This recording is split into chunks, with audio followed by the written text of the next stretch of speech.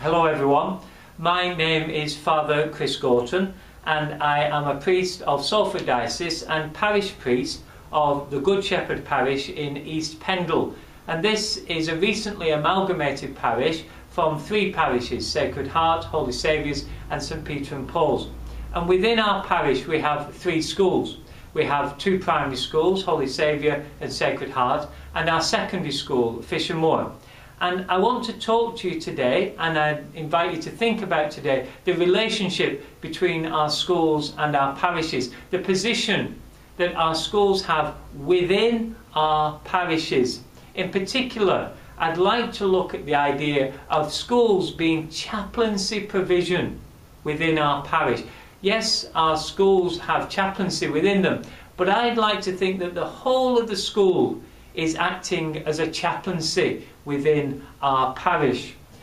For us to do that, we need to first of all think about what is a chaplaincy. How could we define a chaplaincy? Well, a working definition for me would have three parts. The first is that you have a particular group of people in particular circumstances, particular group of people in particular circumstances. And the second is that that's in a particular moment in their life that gives them particular needs. And the third part is then you have a whole other group of people who are looking after these people at this time in their lives.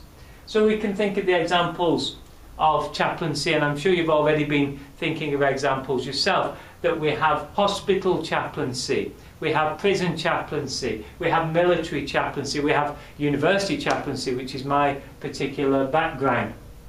Take, for example, hospital chaplaincy. Somebody is ill, they may recover, they may be terminally ill, and they are being cared for. And you have staff who will care for them. They are there in a particular moment in their life. And there we need to make sure that the gospel is proclaimed to them in a particular way to meet their circumstances. I remember once watching a programme about Christ and in paintings, and they had one of him on the cross with his skin tinged very green, and it didn't look right until you understood the context. This painting was put in a medieval hospital for those with skin diseases, and in this particular hospital their skin, the disease they had made their skin turn green. So they looked at this image of Christ and could relate to that. They could understand Christ suffering with them on the cross, so it would give them hope. And in each of our chaplaincy situations we need to preach the gospel to give people hope in a way that they can understand that, particular to their time and their circumstances. So different again in prison. We may be emphasising that Christ is with us whoever we are, whatever we've done. He offers forgiveness to all of us and calls us to a new way of life. In the military, that Christ is with us in those very difficult situations. In university, at this time of leaving from home, making big decisions, that Christ is with us. And one thing that I'd just like to emphasise at this stage is that all of these chaplaincies, whether we realise it or not, whether they realise it or not, they are all within a geographical parish. They are all within a geographical parish. So, what are the advantages of chaplaincy? Before we think about the school as chaplaincy, what are the advantages? I think the advantage is this: it can allow us to have a specialist approach which is appropriate to a group and the circumstances in the way the kerygma is proclaimed to them, so that it is relevant to their time. The message of Christ as the way, the truth and the life they can apply to their lives at that particular moment. And a chaplaincy, you've got a whole group of people in very similar circumstances, so you can emphasise the faith applicable to them at that time in a way appropriate to them. So bearing that in mind, what makes a school eligible to be considered as a chaplaincy? Well, to take my definition, you have children or young people in a school environment. You have education and vocation, a particular moment in their life with particular needs.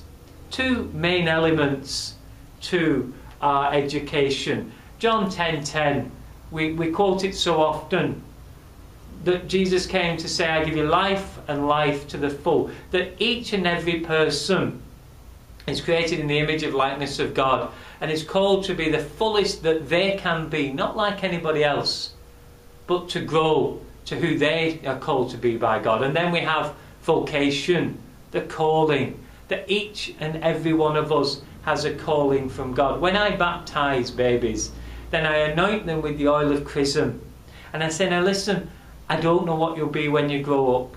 I hope it's something wonderful and exciting, but I do know that if you use your gifts and talents to help other people and follow Jesus, then you will be truly blessed in your life. So education and vocation, crucial to this particular group of children and young people, so that they understand that this is God's world, and every subject that they learn is part of learning about God's world and their place within it, their important place within it. And for that to happen, for education to take place, you have to have all the staff that support these pupils in a school, the teaching staff, the support staff, everybody that's involved in making sure that a school can run smoothly. So there is that sense of chaplaincy, a particular group of people, a particular time in their lives, particular needs, and another group of people looking after them. So I think we can talk about chaplaincy, school being chaplaincy, and I really want to use a very simple visual image. Imagine a garden, a beautiful garden. Well, that garden is the parish. And imagine within it greenhouses. Well, those greenhouses are the schools, hot houses in the right way, growing, educating, helping to develop it out, but not in isolation, not outside of the garden, not behind a garden wall, but as part of the garden, and so that this can be planted out into the whole parish. It's a dead end, in my opinion, to talk about schools as the new parish. Schools have a different function than a parish. Schools, put quite bluntly, don't do baptisms, weddings and funerals. Parishes, we're called to proclaim the gospel to everybody in every situation in their life. In schools, it's specific. They have a specific role to play. And that's why I want to get this image across. They are like the greenhouses in the garden that is the parish. So if we can just get this in our minds, I think it can give us a way of expressing the basic philosophy, the bedrock of why we have our schools and what relationship our schools should have with our parish and within our parish. What are the practical implications of this model of chaplaincy, of schools as greenhouses within the garden that is the parish? Well, I think it creates more fertilisation, cross-fertilisation between schools and parishes. It creates that opportunity. And it gives us an opportunity, if we take that model out to people, it gives us that opportunity to re-educate or to educate, to ask the question again, to try and give answers again to parishioners, to teachers, to parents, to head teachers and to clergy. Some people say we don't need our schools anymore, we've lost them. Some people say we don't need our parishes anymore, they're gone, they're dying. Not at all to either of those things, but we need to have the right images, the right models to work out of, to allow us to grow and develop in the 21st century. Pope Francis talks about being out on the edges and that things are wonderfully complicated. We certainly be out on the edges if we see schools as part of our parish, because it means we have to include everybody in and look at the role of evangelisation within our parish, within our schools.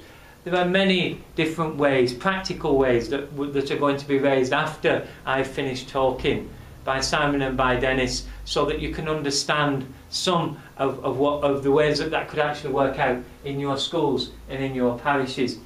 I would love to have a poster campaign, and it will be very simple. It will have a picture of a beautiful garden with a greenhouse in it, and it would say, the schools are the greenhouses in the garden that is the parish. Words along those lines. The schools are the greenhouses in the garden which is the parish. And I will want those posters everywhere to do with school and to do with parish, and to raise people's awareness and just drip away. Say, yes, you're part of everything. Have a particular role to play.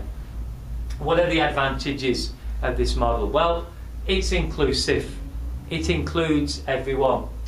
And it addresses what is the underlying relationship between school and parish and what it should be and what shape it should take. So something that we can aim towards and make a reality. It's a very clear way of explaining what we're talking about by talking about a garden. The parish is the garden, the schools are the greenhouses. It gives us concrete blocks to work with and images. It puts schools and parishes, in my opinion anyway, in right relationship and secures the identity of the schools. It doesn't threaten or challenge them. It secures the identity of our Roman Catholic schools within our parish. Because cut off from our parish, then it can be hard to identify what makes our schools unique. Our schools are unique for a number of factors, including the global dimension of our faith, including the teaching of our faith, the sacramental life of our faith, and the history of our faith. And that is all rooted, though, within the identity of the geographical parishes, our communities. And it emphasises, this model emphasises teaching as a vocation and precludes people trading on the name of our faith. In our parish there is a football team. It calls itself Sacred Heart Football Team, but sadly they have no link with us whatsoever. I would dearly love them to have a link, but I find it frustrating that they use our name but don't have anything to do with us. And that can happen with schools as well. And this model can redress the balance, in my opinion. What are the challenges of this model?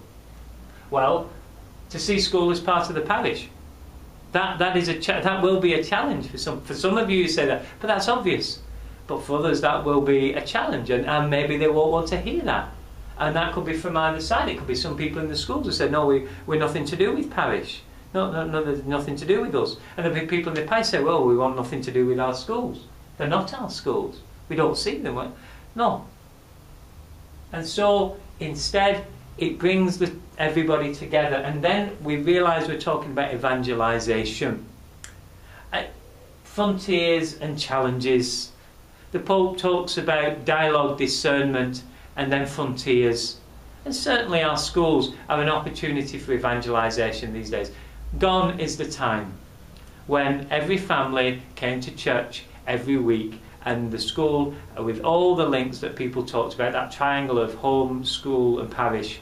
We have to operate out of different models. If we don't, we end up frustrated, and that's where relationships can break down between schools and parishes, because either way there can be too high an expectation, or maybe high is not the word, maybe just an out-of-date expectation, an unrealistic expectation. We should celebrate everything that is good and that happens in our parishes and in our schools, and realise that we're in a very different place now than we were 50, 60 years ago.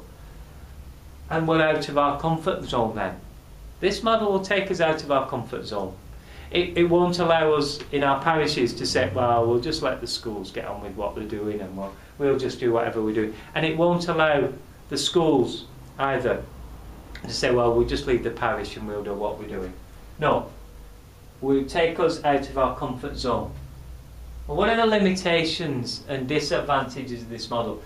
Well, all of it will depend on our relationships and on our expectations. So we will have to work very hard in some places to actually take a model like this and make it a reality. Because that will have to redress the balance. It will have to re-involve people. It will have to reassign understanding. So it will depend on relationships and expectations. But a final thought for me is this. In 20 years, we may not have Catholic schools, or we may not want them, unless we are clear about their identity within the parish and the important role that they play in evangelisation. This model of school as chaplaincy, as greenhouse within the garden that is the parish, this model is attempting to establish the bedrock on which to build practical ways of schools working as part of the parish, and the parish valuing and working with the schools as part of the parish to the benefit of all concerned. Now that's what I think, but now I'm more interested in what you think.